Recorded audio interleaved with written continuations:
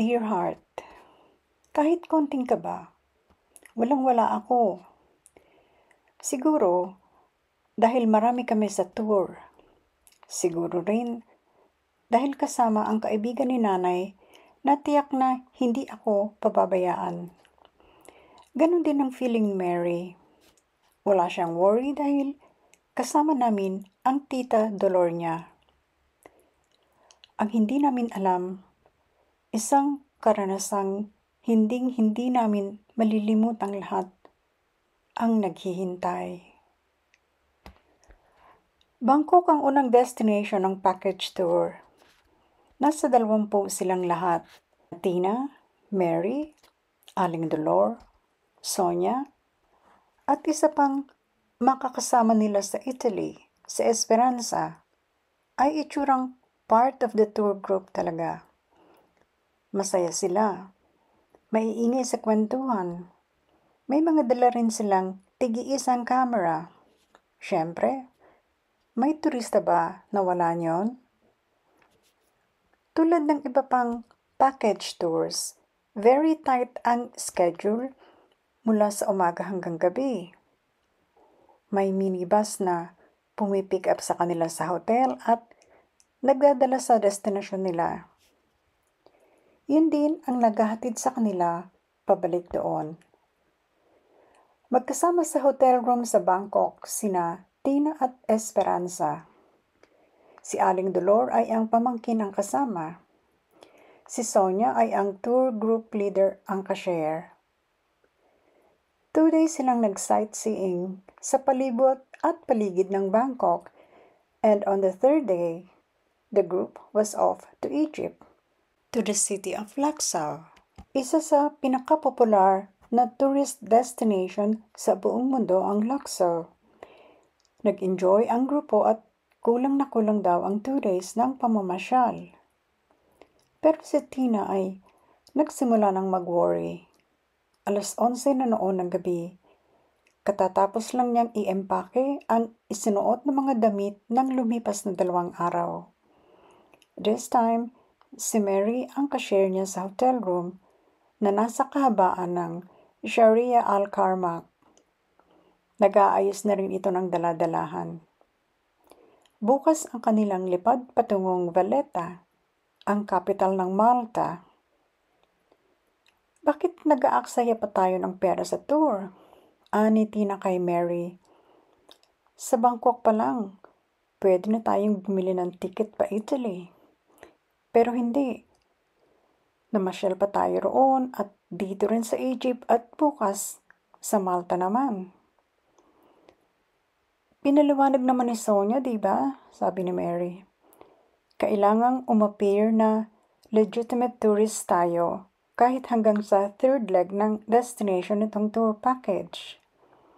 Pero, sabi ni Tina, nababawasan ang pocket money natin. Kahit hindi tayo bumibili ng souvenir items, kumakain din naman tayo. Bukas naman, sabi ni Mary, pagka-check-in natin sa hotel sa Valletta, babayaran na raw natin yung air ticket pa Italy na ipina-reserve ng amo niya. Pero magdadalawang araw pa rin tayo roon sa Valletta, reklamo ni Tina. Bakit hindi na lang pagdating doon, diretso na tayo sa Italy? Huwag na tayong mainip, Tina, sabi ni Mary. Ilang tulog na lang, ando na tayo. 1 hour lang ang flight mula sa Valletta hanggang sa Sicily. At saka, hawak pa natin ang perang pang-placement fee natin, di ba? Sabagay, sangayon ni Tina.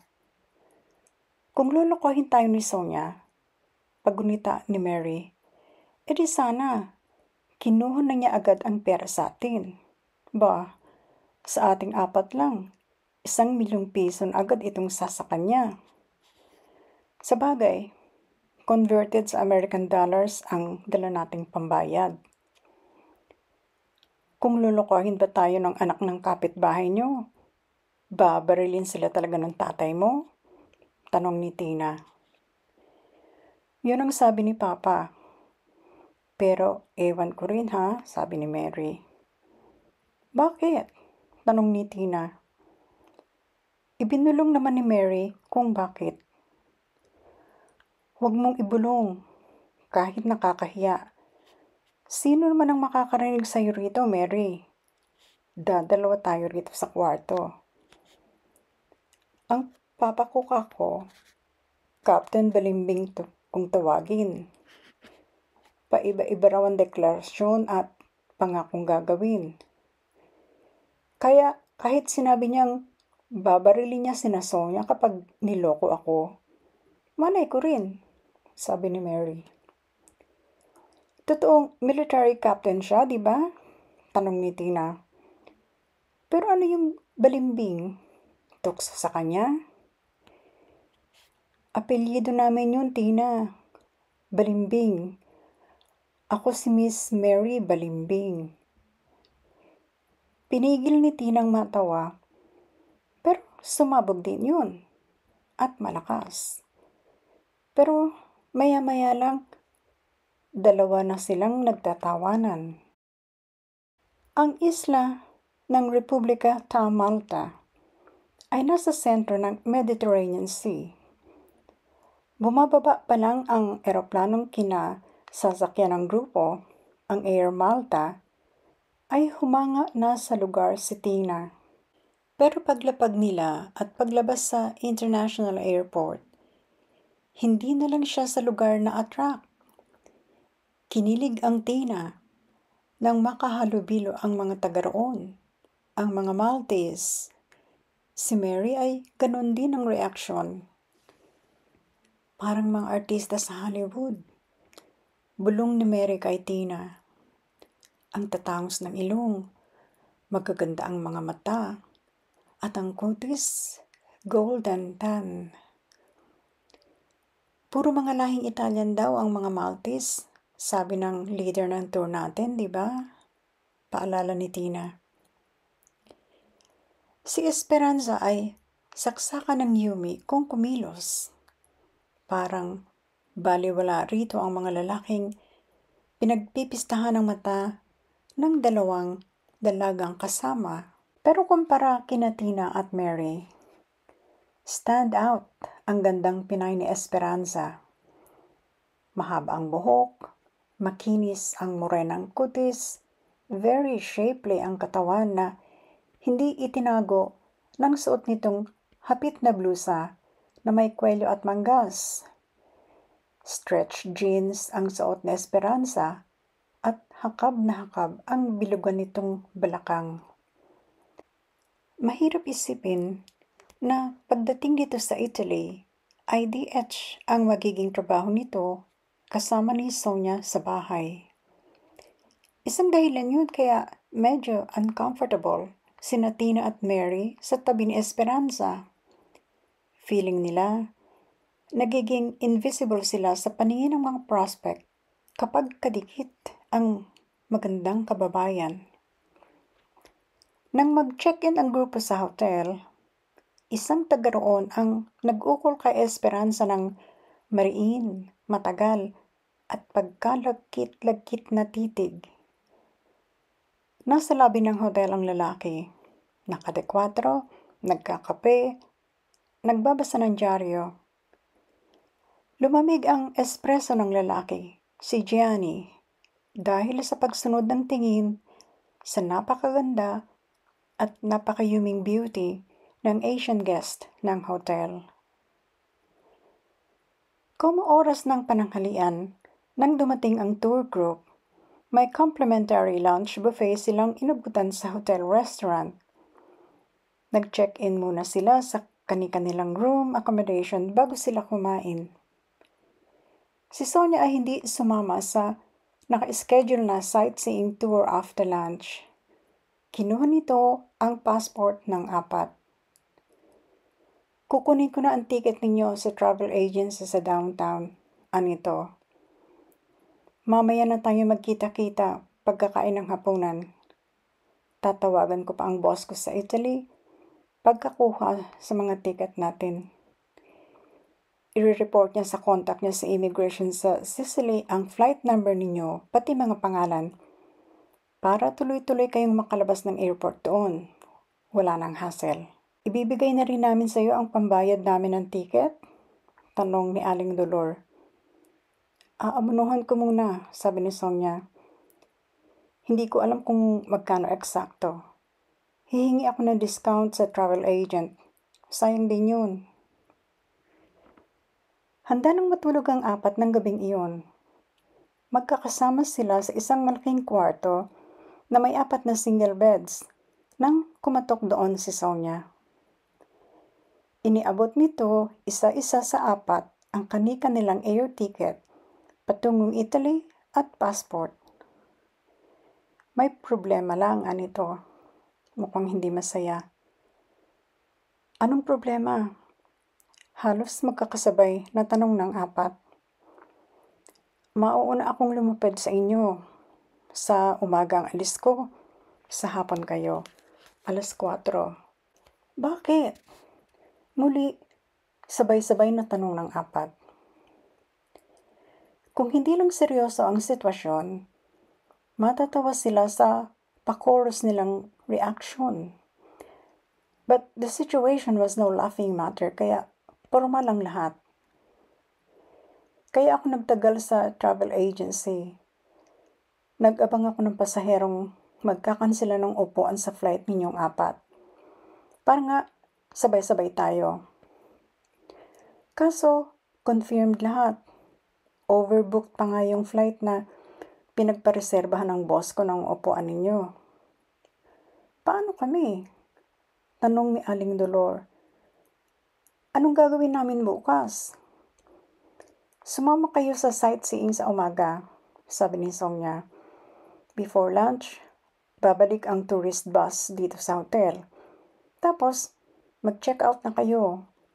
Kumuha kayo ng taxi at pahatid kayo sa airport. Wala pang 1 hour ang flight from Valletta to Sicily. Sasalubungin namin kayo ng boss ko roon. Huwag kayong mag-alala. Paano kapag tinanong kami kung saang hotel kami mag-check-in? Tanong ni Tina. Siyempre, papasok kami bilang turista at hindi part ng tour group. May sasagutan kaming form kung saan kami tutuloy. Eto, may iniabot na kapirasong papel sa Sonia. Eto ang pangalan, address at telephone numbers ng boss ko sa Milan. Yan ang isulat ninyo. At saka sasalubungin kayo sa mismong loob ng immigration ng contact ng boss ko. Kaya nga malaki ang bibitawan yung pera. Panuhol yun sa taga-immigration na kasabot ng boss ko. Anong katiyakan namin? Tanong ni Mary. Na sasalubungin mo nga kami ng boss mo sa airport sa Sicily. Na-offend si Sonia. Palalampasin ko ang pang-iinsulto mo, Mary. Naiintindihan ko kayo. Pero kapitbahay niyo ang mother ko. Anong mukha ang ihaharap namin sa inyo kung sakali? At itong perang ibibigay niyo sa akin, 3 doble niyo ng halaga ng bahay ko ron sa subdivision natin. Basta tandaan mo ha, paalala ni Mary. Babarilin kayo ng papa ko pag itinakbo mo ang pera namin. Hindi aabot sa barilan ang lahat, Mary, ani Sonia. On the contrary, hihingi ka sa akin ng sorry dahil pinag-isipan mo kung manluloko. Kung alam ko lang, hindi na ako nagmagandang loob sa inyo na bigyan kayo ng opportunity sa Italy. Medyo humaba pa ang sumbatan, pero in the end, naayos din ang sigalot nila. Ibinigay ng 4 ang ilan pong libong American dollars kay Sonia. Kinabukasan, everything went smoothly. Sinunod nila ang instructions ni Sonia hanggang sa makapag-check-in sila sa Air Malta at nakalipad iyon. Ang tanging hitch sa Malta End, kung maituturing iyong hitch, ay ang pagharang kina Esperanza ng Maltese na si Gianni. That was around 2 o'clock in the afternoon. Nakababa na ang mga maleta nila sa lobby.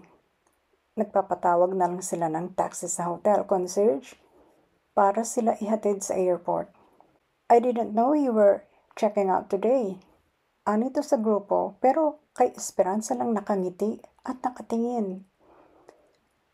I thought you were leaving tomorrow. Patuloy ni Jenny. I was thinking of inviting your group to a lavish dinner tonight. Nagkatinginan ng apat na Pilipina. Hindi nila alam kung paano magre-react. By the way, anito, palipat-lipat ang tingin sa apat. My name is Gianni Lazaretto. I am very happy that you chose to stay in my hotel. Noon tumikhim ang isang bellboy. Very polite ito sa pag-interrupt sa kanila para sabihing nakatawag na ng taxi. Umiling si Gianni Lazaretto sa bellboy. May isnabi ito sa Maltese language. Namutla ang bellboy at agad na tumalikod. Inesplika ni Gianni sa kanila in English. Pero kay Esperanza lang ito nakatingin at nakangiti na ipahatid sila nito sa hotel limousine. Hindi na tumutol ang apat kaysa mahuli sila sa kanilang flight. Besides, mukhang interesado rin kay Gianni si Esperanza. Bago sila pumila sa check-in counter ng Air Malta sa airport, ibinigay ni Gianni kay Esperanza ang calling card nito. 1 oras ang itinagal sa ere ng apat mula Valletta hanggang Sicily. Paglapag doon, 1 oras din ang itinagal bago na-discover ng Italian immigration officials na hindi genuine tourist ang apat. Kulong ang apat na Pinay sa Italian jail. Shocking ang sinapit ni Tina at 3 pang Pinay sa airport pa lang sa Italy. Gusto lang nilang makapagtrabaho at gamitin ng dolyar. But at what cost? Ganitong ikinulong sila. Ano na ang mangyayari sa apat? At si Tina, paano na ang pangarap niyang kumita ng dolyar para makatulong sa kanyang pamilya? Abangan.